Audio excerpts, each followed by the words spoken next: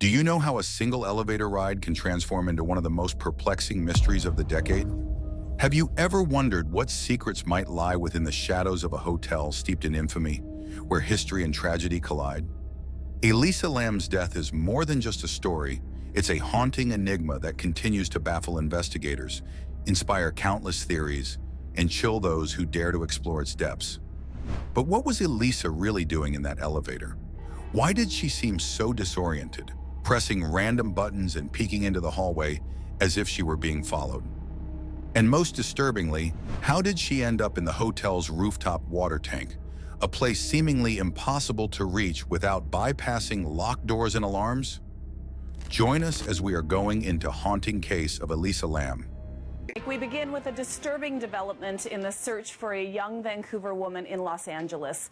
Nearly 3 weeks after Elisa Lam went missing, a body has been found in a water tank on the roof of her hotel. Elisa Lam, a 21-year-old student and the daughter of immigrants from Hong Kong, lived in Vancouver, British Columbia. Despite being enrolled at the University of British Columbia, she was not registered for courses at the beginning of 2013. Elisa was a vibrant young woman with a passion for writing and fashion, which she expressed through her blog, Etherfields, launched on Blogspot in mid-2010.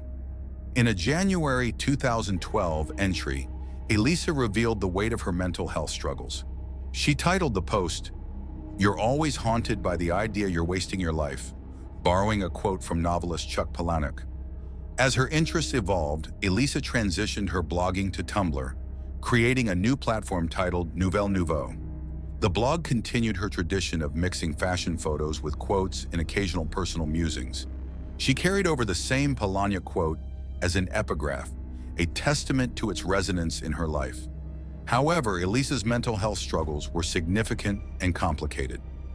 Diagnosed with bipolar disorder and depression, she was prescribed several medications, including Wellbutrin, lamotrigine, quetiapine, dexedrine spansul, and venlafaxine. Despite her family's efforts to keep her condition private, Elisa occasionally did not take her medications as prescribed. In January 2013, Elisa decided to embark on a solo trip to California. On January 26th, Elisa arrived in Los Angeles and checked into the Cecil Hotel, a historic but infamously troubled establishment near downtown Skid Row. The Cecil Hotel, also marketed as the Stay on Main, had a reputation for its dark history, including numerous violent incidents and suicides. Elisa was initially assigned a shared room on the hotel's 5th floor. However, within 2 days, her roommates complained about her behavior, describing it as odd and unsettling. As a result, the hotel management moved Elisa to a private room. Amy Price, the hotel manager at the time, later shared that Elisa had been leaving notes for her roommates with messages like, "Go home and go away." She also reportedly locked the room door and insisted on a password for entry. Elisa's peculiar behavior continued throughout her stay. A few days before her disappearance, she attended a live taping of Conan in Burbank, but was escorted off the premises by security due to disruptive conduct. Despite these incidents, Elisa remained in regular contact with her parents during her trip. She called them daily to update them on her activities. On January 31st, 2013, the day she was scheduled to check out of the Cecil Hotel and travel to Santa Cruz, Elisa's parents did not receive their usual call from her. Concerned, they contacted the Los Angeles Police Department, LAPD, and quickly flew to Los Angeles to assist in the search for their daughter.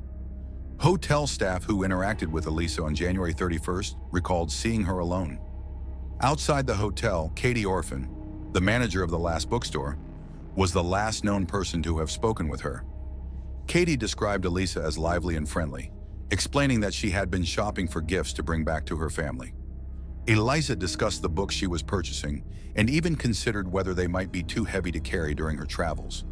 The moment she went missing and her disappearance was investigated, and then later her death, I get asked about this a lot, and I will also say, I was one of many people at the bookstore who was working at the time that she came in, but she was very outgoing, I think, in a way that felt overwhelming and even possibly aggressive to some people, because she was going up to folks and talking to them, asking questions about everything from, their recommendations for books and music to places she should visit and how she could get there because she was a visitor using public transportation. The LAPD initiated their investigation by conducting a search of the Cecil Hotel to the extent permitted by law.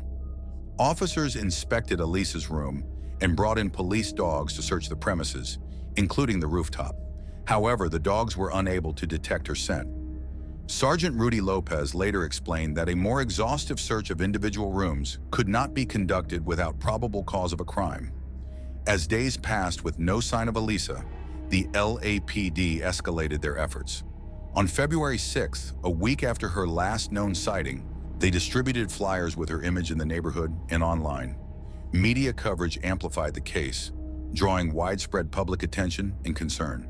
On February 13th, 2013, after another week without any sign of Elisa Lam, the Los Angeles Police Department, LAPD, released a surveillance video taken from one of the Cecil Hotel's elevators on January 31st. This footage, recorded just hours before Elisa's disappearance, would become one of the most haunting and widely analyzed pieces of evidence in the case. The 2.5-minute video depicted Elisa alone in the elevator, exhibiting strange and inexplicable behavior. She appeared to press multiple buttons on the elevator panel, but was met with an unusual response. The doors did not close. Elisa then cautiously leaned out into the hallway, glancing both ways, as though she were expecting someone. She darted back into the elevator and retreated to a corner. At one point, she stepped out again and gestured oddly with her hands, movements that some viewers described as disjointed or almost otherworldly. After re-entering the elevator, she waited, but the doors remained open.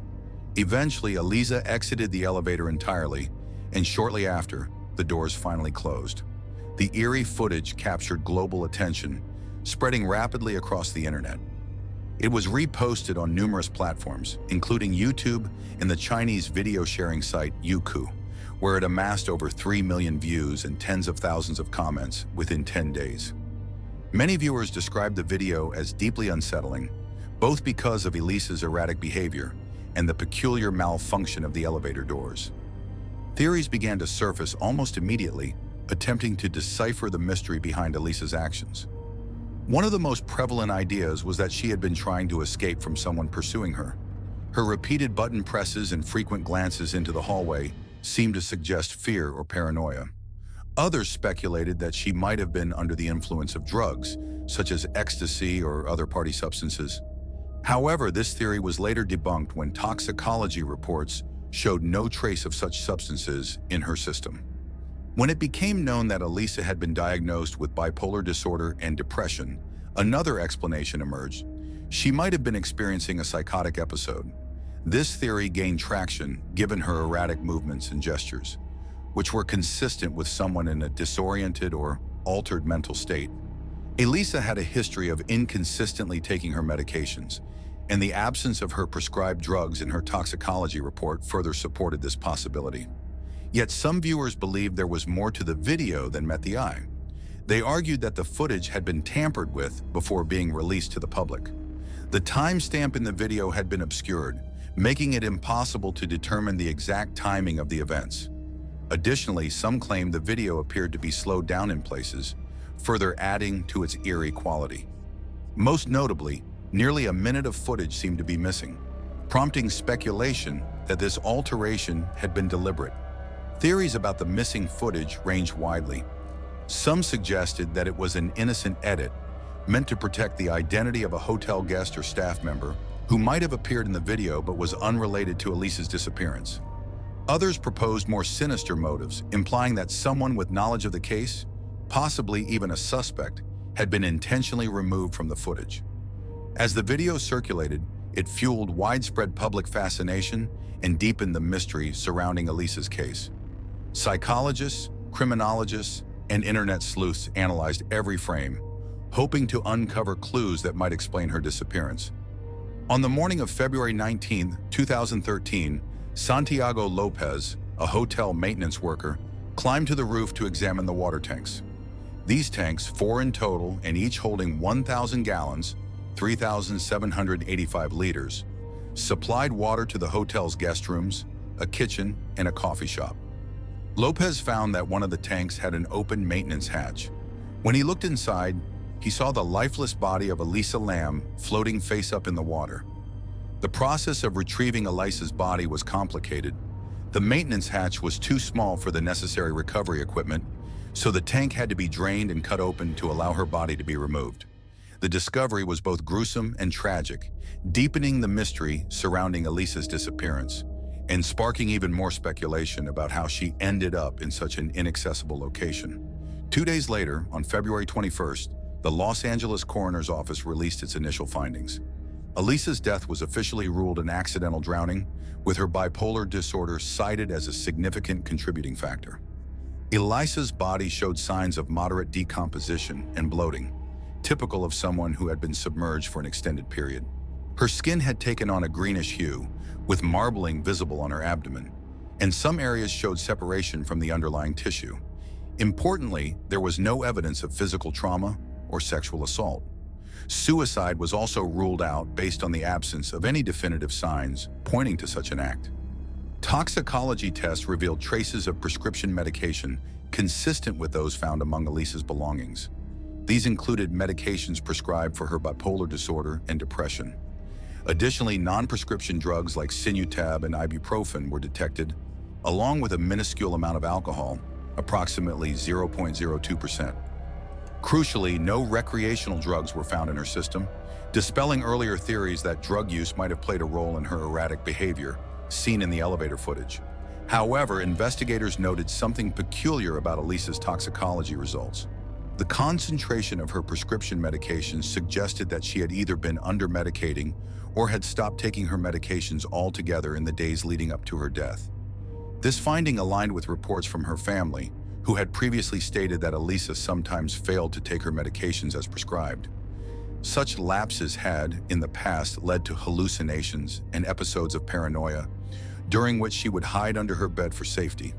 The discovery of Elisa's body and the subsequent coroner's report answered some questions, but left others unresolved. How did Elisa, a petite young woman, gain access to the hotel's rooftop, which required navigating a locked door and climbing a ladder to reach the water tanks? The doors to the roof were supposed to be secured with alarms, and the tanks themselves were not easily accessible. These logistical challenges fueled speculation about whether someone else had been involved, or if Elisa, during a mental health episode, had somehow bypassed these obstacles on her own. Public interest in the case intensified as these details emerged. Some theorized that Elisa might have been seeking refuge in the tank during a psychotic episode, believing it to be a safe space. Others suggested that she could have been lured or coerced to the rooftop by someone else, though no evidence of foul play was ever uncovered. The open hatch on the tank added another layer of mystery. It was unclear if Elisa had opened it herself or if it had been left unsecured prior to her arrival. The Cecil Hotel, already notorious for its dark history, became the focus of intense scrutiny. Its reputation as a haven for transient individuals, along with its proximity to Los Angeles' Skid Row, led some to wonder if the environment itself had played a role in Elisa's tragic fate. The unsettling conditions of the hotel, combined with the strange elevator footage, created a perfect storm for conspiracy theories and speculation. Despite the coroner's ruling of accidental drowning, many unanswered questions remained. Why had Elisa's clothes been removed? Why was there a sand-like particulate on her clothing? How had she managed to reach the tank in the first place? These ambiguities, coupled with the peculiarities of the elevator footage, kept the public enthralled with the case. The investigation into Elisa Lam's death resolved how she had died, by accidental drowning, but it left significant questions unanswered. Chief among these was how she managed to enter the water tank in the first place. The roof of the Cecil Hotel, where the tanks were located, was not meant to be easily accessible. The doors and stairways leading to it were locked and required passcodes or keys that only hotel staff possessed. Any attempt to force these access points would have triggered an alarm. However, it was determined that the hotel's fire escape provided an alternative route to the roof, bypassing these security measures. Elisa's scent trail had been lost near a window that led to the fire escape, suggesting she may have used this route. In the weeks following her death, a video surfaced online showing how accessible the roof actually was through the fire escape. The footage also revealed that 2 of the water tank lids were open at the time. Beyond how Elisa reached the roof, another critical question arose. Could she have entered the water tank unaided? The tanks, which were large 4 by 8 foot, 1.2 by 2.4 meter cylinders, were elevated on concrete blocks, making them difficult to access. There was no fixed ladder attached to the tanks, so hotel workers typically had to use a portable ladder to inspect or service them. Each tank was sealed with a heavy lid designed to keep the water secure. While some speculated that Elisa would have struggled to open such a lid on her own, Santiago Lopez, the maintenance worker who discovered her body, stated that the lid was already open when he found her. This detail eliminated the issue of how Elisa could have replaced the lid from inside the tank, though it did not explain how or why the lid had been left open.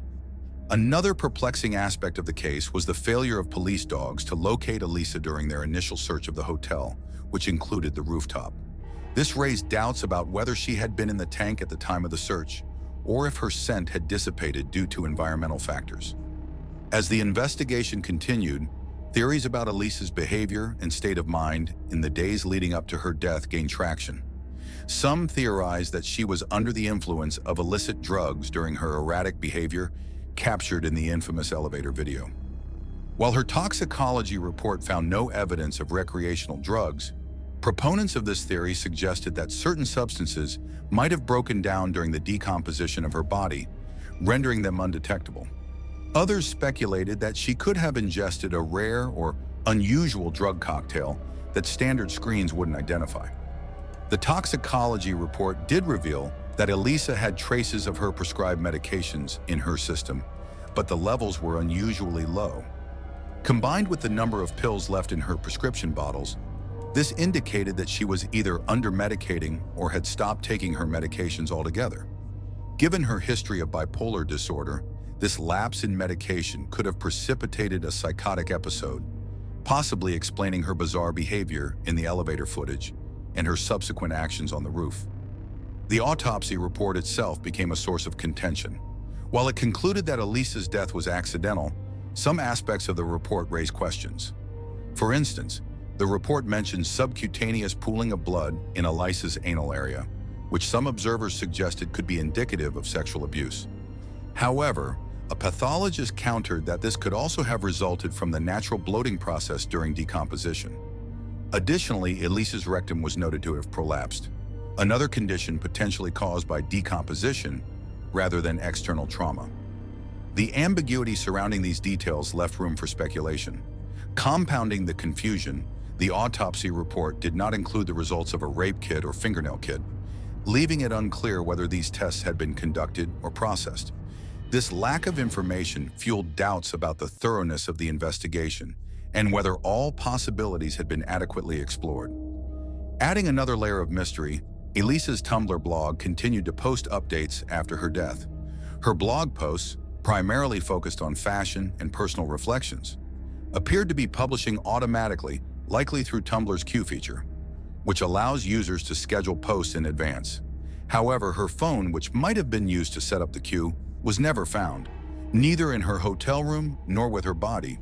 Whether these updates were simply the result of pre-scheduled posts, a hacker's actions, or connected to her death remains unresolved. The circumstances surrounding Elisa's death have sparked endless speculation and numerous theories. Some suggest that her mental health struggles, exacerbated by lapses in medication, led her to act irrationally, culminating in her tragic end. Others believe that foul play may have been involved, pointing to the unusual accessibility of the roof and the open tank lid as potential evidence.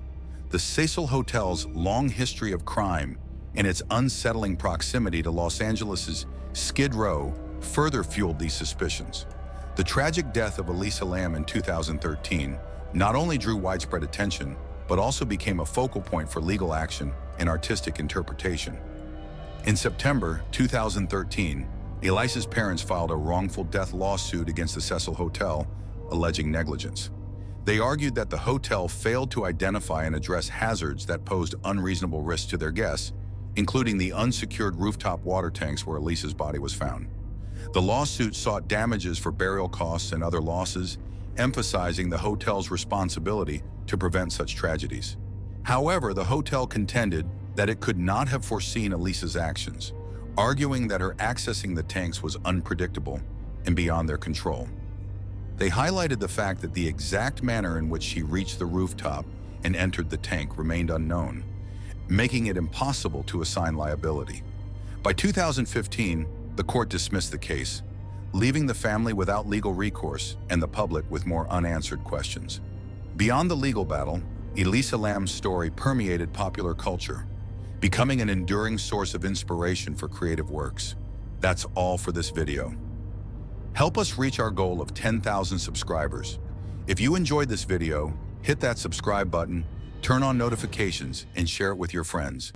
Your support means the world and helps us bring you even more amazing content.